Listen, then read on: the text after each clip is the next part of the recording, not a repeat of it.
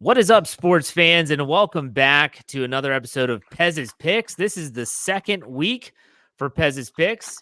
My name's Jeff Hartman. I co-host the show with the one and only Pez. Pez, what's up? How you doing, Jeff? Good to be back.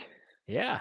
And Survived a week of carnage last week. It was a bettor's nightmare in the NFL and college a little bit last week. I got to be honest, I was watching your bets real close. I have them all written down in my notebook. Games are going on. Action, NCAA. I'm going back and forth. Washington, Oregon. I'm like, oh, come on, man. We got to get Pez's Picks to hit. We're going to talk about all that. We're going to recap all that, and we're going to finish up the show with Pez's Picks for this week, college, NFL, and a special bonus pick, which we'll get to at the very end. Let's start off with let's just say this. You did better in the NFL last week than you did in college. Let's start with the NFL.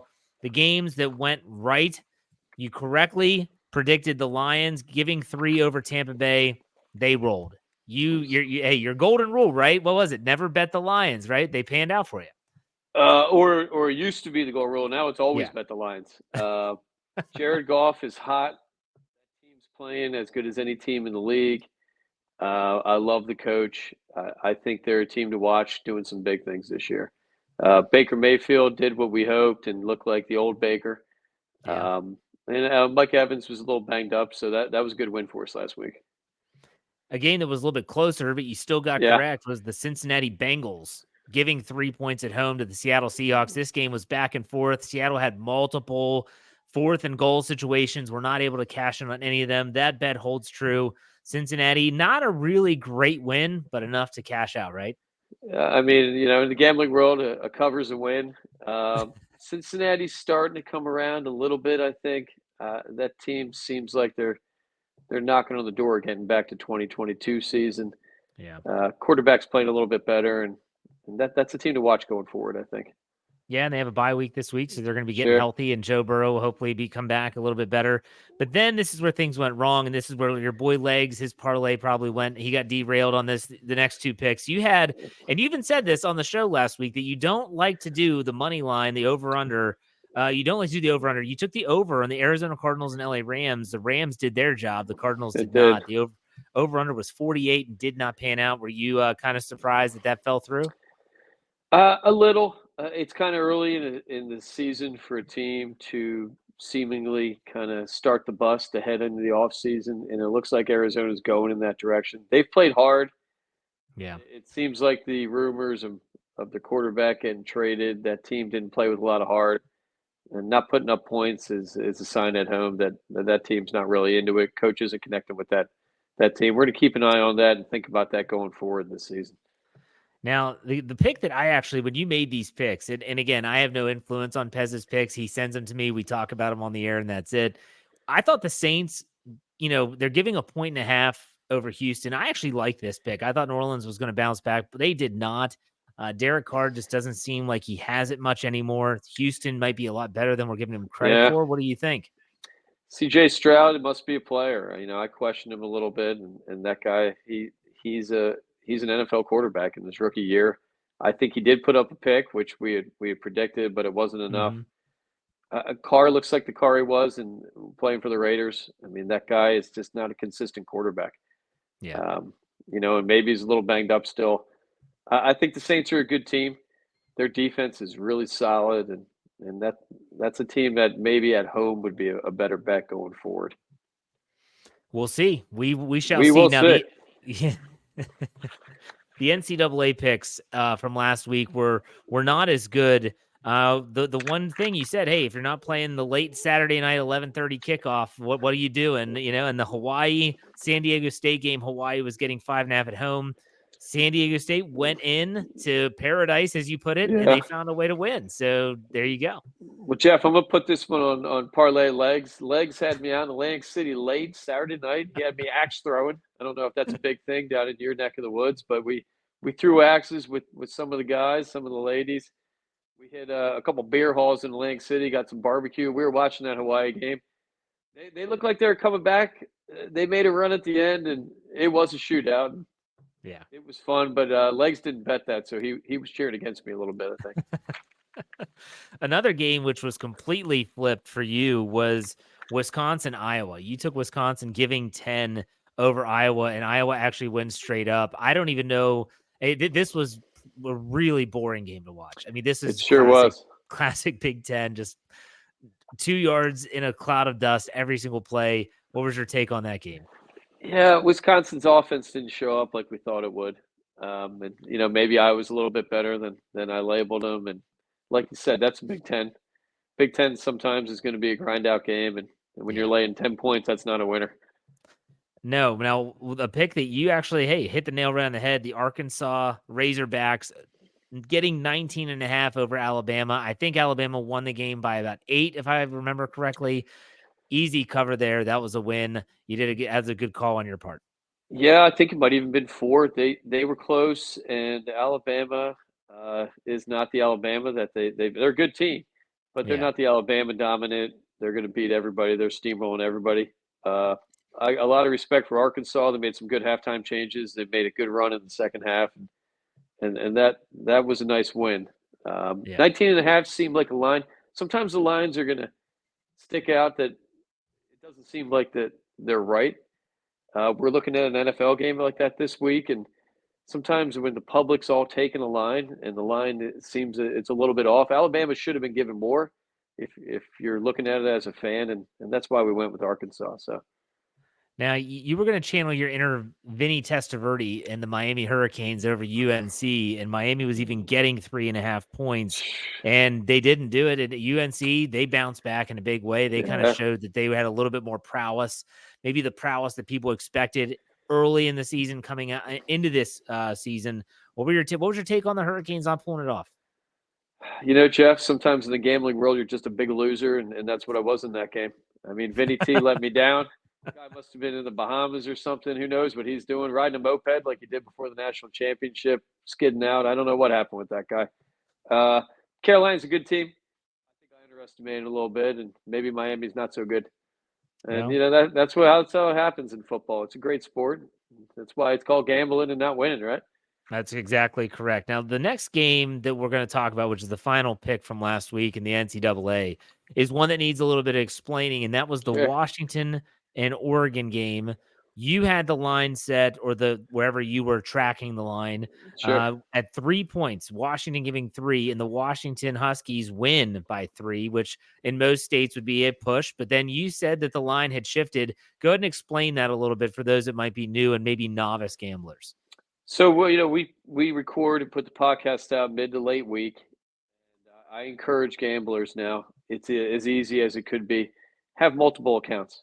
Have multiple Mhm. resources to look at lines. If you're dead set on a game, shop around.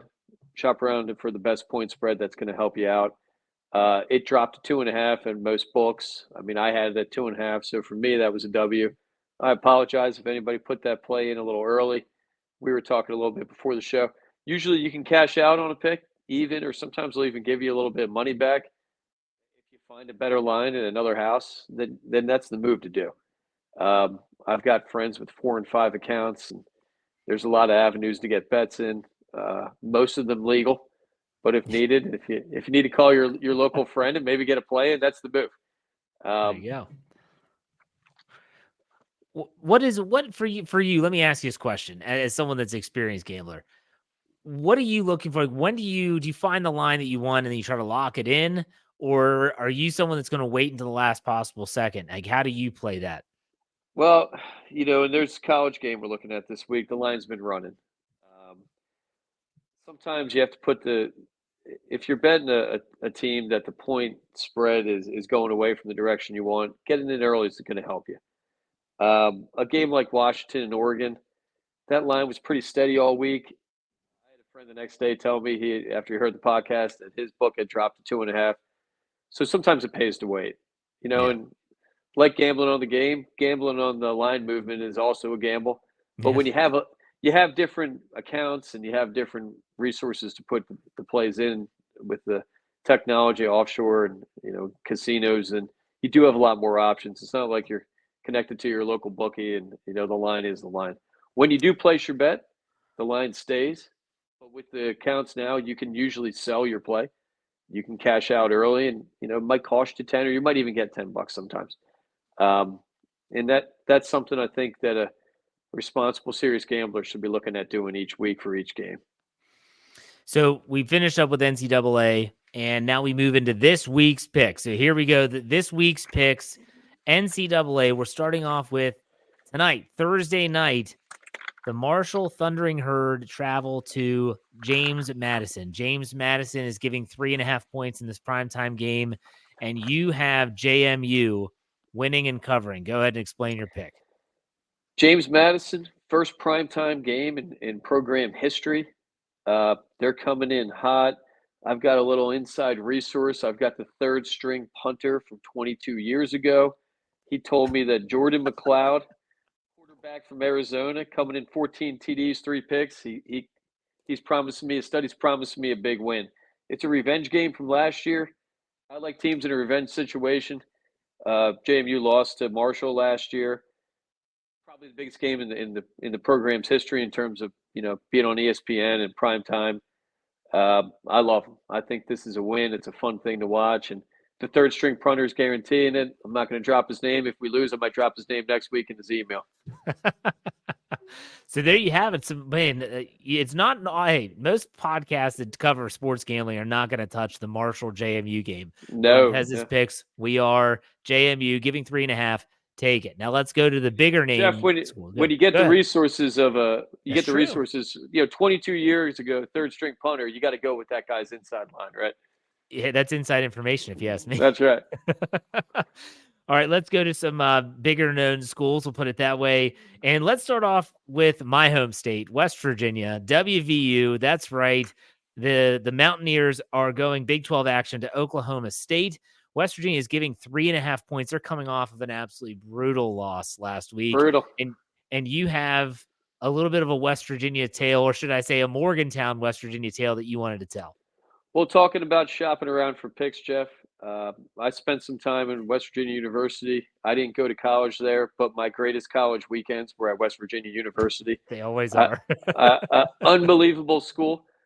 Any school that can make you forget about last week's loss is at West Virginia University in Morgantown. I'm sure those players enjoyed themselves a little bit. They got over that Notre Dame double overtime loss. It's not a hard thing to do there. You can forget yesterday pretty easy. Talking about shopping for lines, I was at a game. I think the Mountaineers were playing Donovan McNabb on a Thursday night, coming in ranked Donovan. Walk into the game, I couldn't get a hold of my bookie. This is prior to the internet betting and legal betting. So my guy wasn't answering, or I don't know what the case was. My friend that went there said, let's stop at the deli. We can get a sandwich. You can put a bet in at the deli. I gave the guy $50. He gave me a ticket. The next morning I went back in. West Virginia wins. I got on the field. We got pepper sprayed a little bit. Fantastic night. Got up in the morning, went back to the deli, got a breakfast sandwich and $100. Can't beat that town. Homecoming weekend. It's going to be a little rainy. Good. He's athletic. I'm going to go with the West Virginia Mountaineers in this matchup.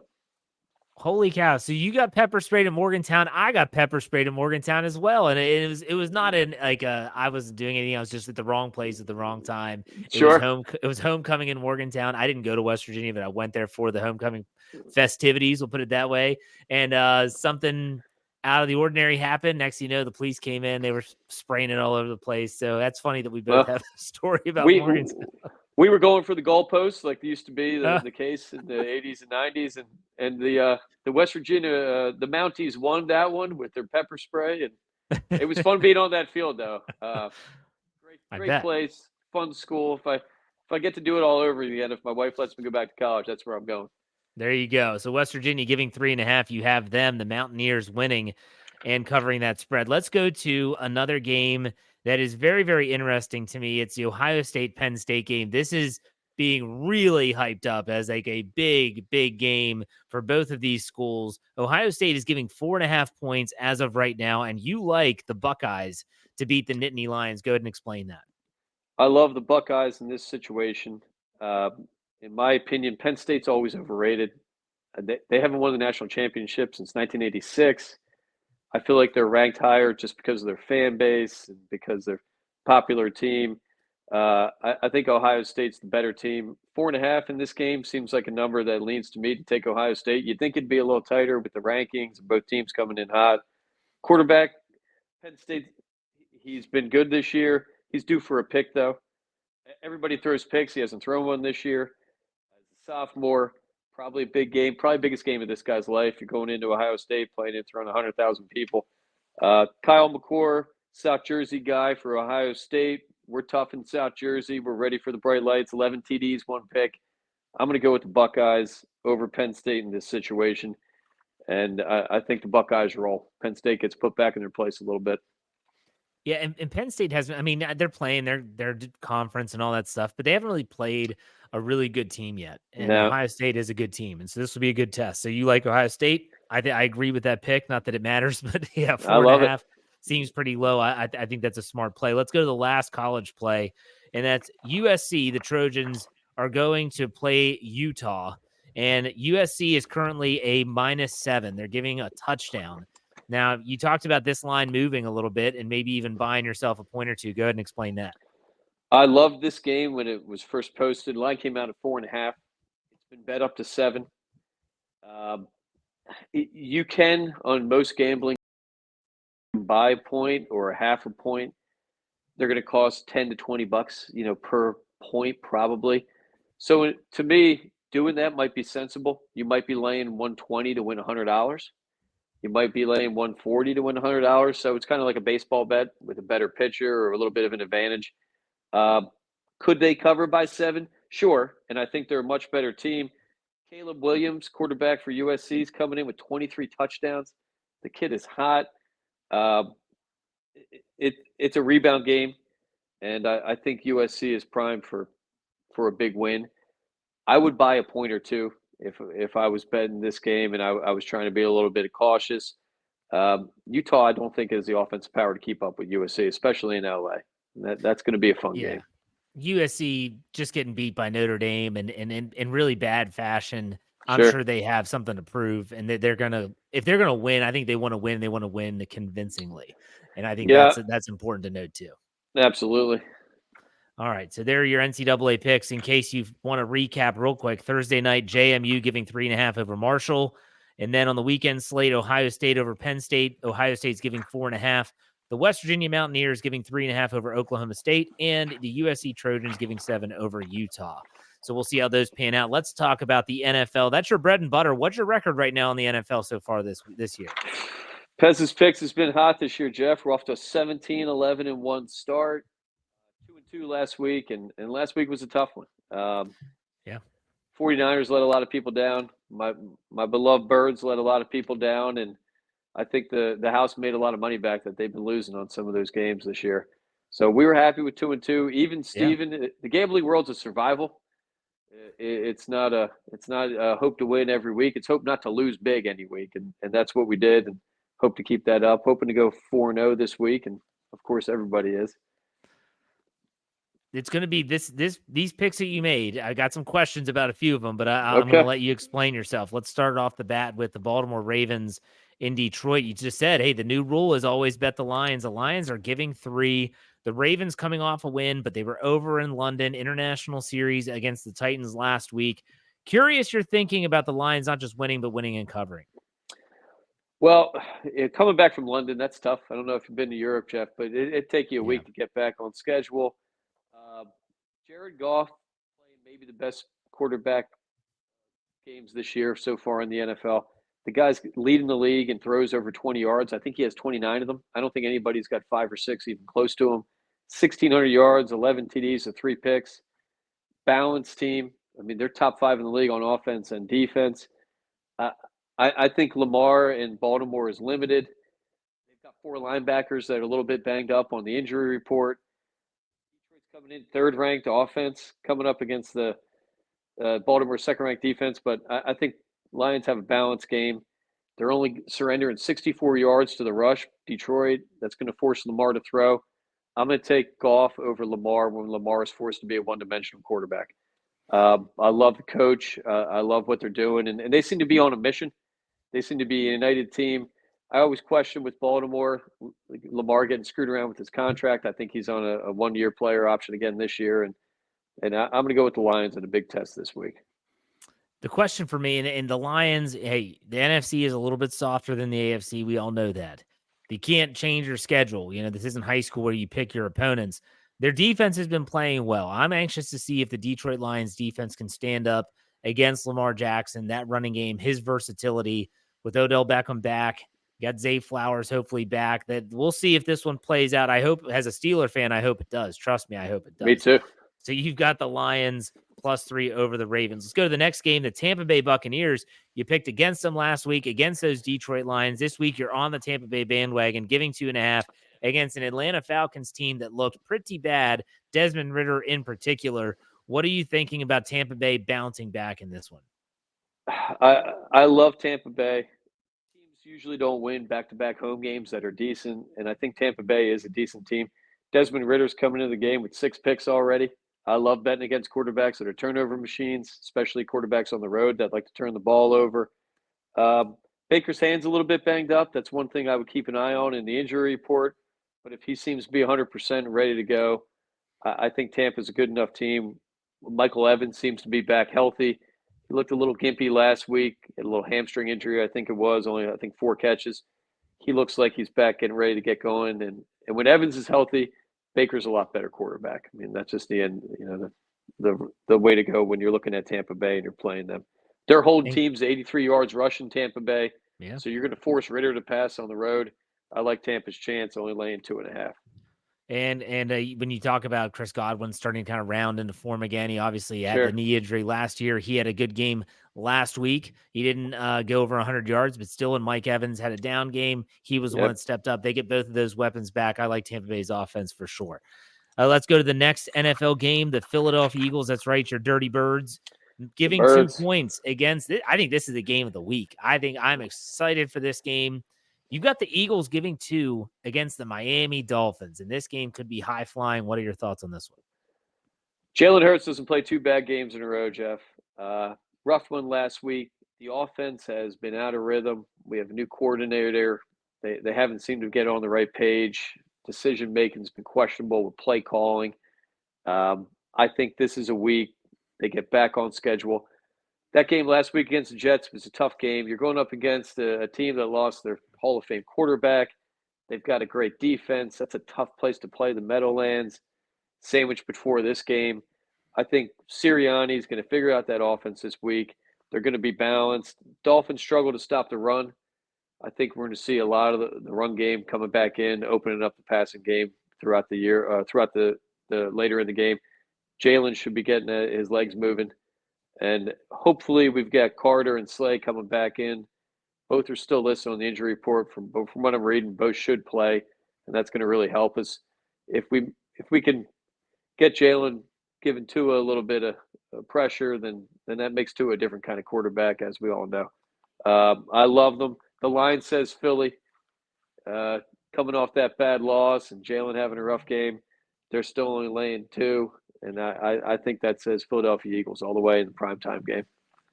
Not only that, I think they're wearing their Kelly Green uniforms, are they not, this week? We got the Kelly Green from what I believe, too. And, we got the Phillies. Philly fans are better than they ever been. We're going to be pumped up. The stadium last night for the Phillies game, I think they were worried about it collapsing. Nobody left. They're up 10-0. And Philly's hot right now. And I think the Eagles are going to feed off of that same energy, and we're going to have a big win. Let's take a quick sidebar from the picks. We have one more to get to until we get to our bonus picks. You're an Eagles fan. For those that are listening in audio form, you can't see he's wearing a Philadelphia Eagles hat right now on the podcast. How do you handle betting with your heart versus your head as a fan of a team? To be honest with you, I don't like betting my home teams. It's a tough situation, and I hate betting against them, of course. But I look at it from a sensible point. I didn't like the game last week. I thought that was a tough position for the Eagles to go in. That line seemed a little fishy as well. Wilson was coming in, not having a good season. Yeah. Jets looked like they were wrapping it up a little bit. I mean, they turned the corner after a couple of bad games, but that's a tough place to play. I think you have to look at it almost a little bit more critical when you're betting your home team. You don't want to get caught up as a fan. You don't want to make fan bets. I have friends that bet the Eagles every week, that bet the Phillies every week. And, last year that panned out for them. The Eagles covered a ton of games last year. Yeah. They did cover a lot this year so far. I'm proud of Pez's picks for laying off in the last couple. You gotta be cautious. You gotta erase your emotion when you're going in and betting your home team a little bit. That's fair enough. Fair enough. Hey, as a Steeler fan, I'm always looking at the Steelers, and you know the team well enough. That's kind of the way that you want to tend. But I think sometimes you overthink bets sometimes, Sure, and that you're sure, like, oh, you feel like you have this inside edge when in reality you probably don't. So good absolutely. information there. Let's finish up the NFL picks. The Minnesota Vikings, no Justin Jefferson, but they're coming off of a much needed win, even those against Chicago, and they're playing the 49ers, and they're getting a touchdown. 49ers were not sure about Christian McCaffrey and Deebo Sure. Samuel in terms of their health. What makes you take the Vikings here, even though they're getting a touchdown? There's a lot of things I like about this game. Um, Number one, no Jefferson. The Vikings haven't played great this year. The Niners have looked amazing, except last week. That line screams Vikings to me. Why are they only getting 7 points? Is it because Vegas knows something? Is it because 85% of people are taking the 49ers right now, which is kind of what the public bet is? 85% of the time, the house is going to win, in my opinion. When I see a game, 80, 90% of fans are taking a team, I start to look the other way a little bit. Mhm. Vegas wouldn't have those bright lights if they were losing all those games. I think if you, like you said, McCaffrey being dinged up, I've been saying this for a year, and it's finally hopefully coming true to me. I think Purdy is a little bit exposed last week. He threw for 125 yards with a pick. That's a tough NFL game for an NFL quarterback. Plus, San Francisco, I don't know if you've ever been.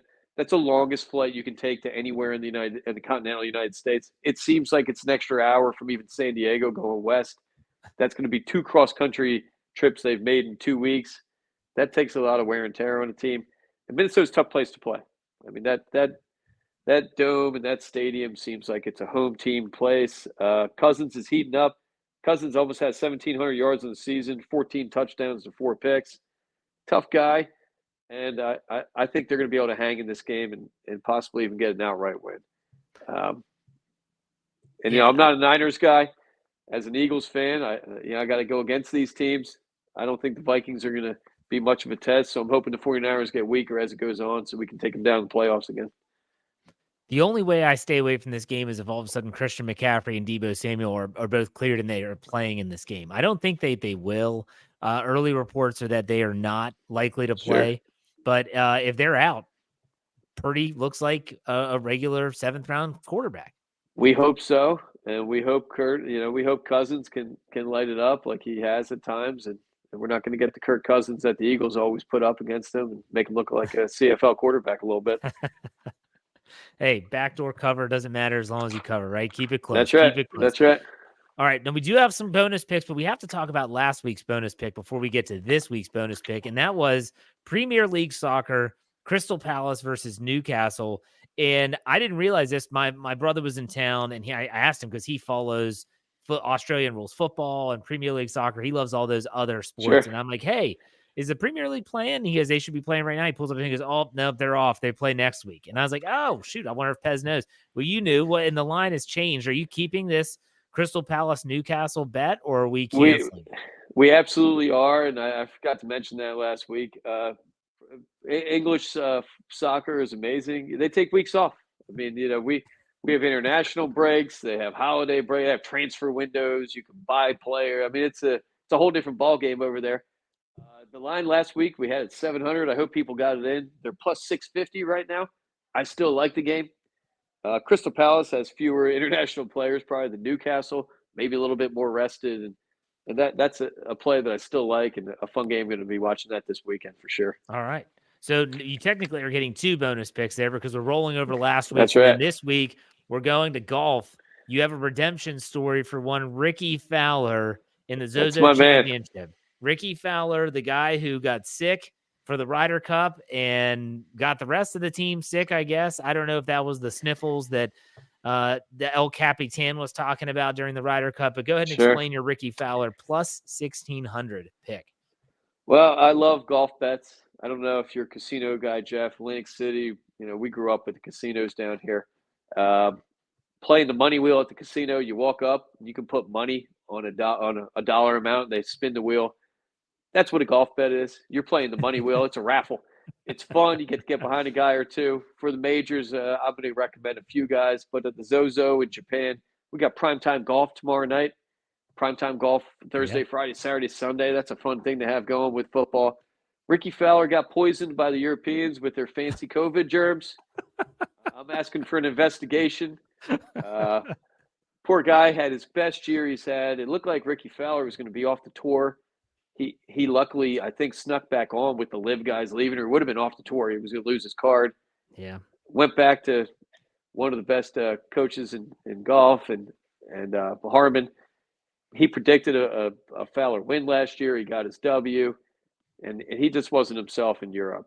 Having said that, his swing is perfect. His putter is back to being the Ricky Fowler he was, 7, 8 years ago, and I like him in this situation. Tiger Woods is a Zozo winner. Fowler's got a similar game to Tiger, shot maker, good short game, good putter. So we're going to run with Ricky and hope that a plus 1,600 bet comes through.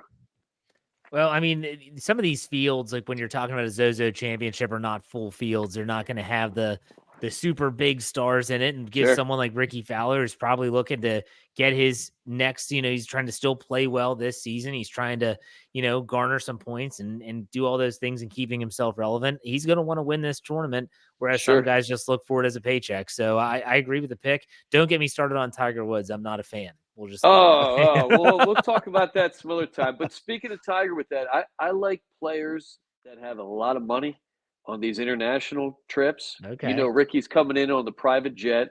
Ricky's staying at Class A places in Japan. He's probably got endorsement deals over there. A little bit more comfortable than a regular tour guy coming over, flying over on a regular airline. Ricky's probably got, probably has a hot tub in his jet. Who knows what that guy's got? He's got some bucks. So we're going to go with Ricky and keep our fingers crossed. My man, Tiger, so one of the biggest hearts of any athletes, and I hope he gets back here, Jeff, and we can talk about putting money on him down the line. Shoot, unless you're talking about first or second round, if you're talking about all four, save your money. That's the answer to that bet. But anyways, we'll talk about. We won't be talking about that until we get closer to the Masters, because that's the next time he'll probably play. So, hopefully, yeah. All right, Pez, thank you very much. We'll see how these picks pan out this week, and next week we will talk. We'll see how you do. All right. Hey, sounds great. Any final thoughts? Well, let's get some wins out there. Let's get those bets in and watch those lines and shop around looking for the best lines. Open up different accounts. They give you bonuses when you open up accounts anyway. So before you even open an account, if you see a line that's going to help you out, open it up. You usually get a $50, $100, $250 bonus bet. Could pan out to help you. There you go. All right. I'm Jeff Hartman. He's Pez. This has been another episode of Pez's Picks. We'll see you next week. Gamble wisely. Take it easy.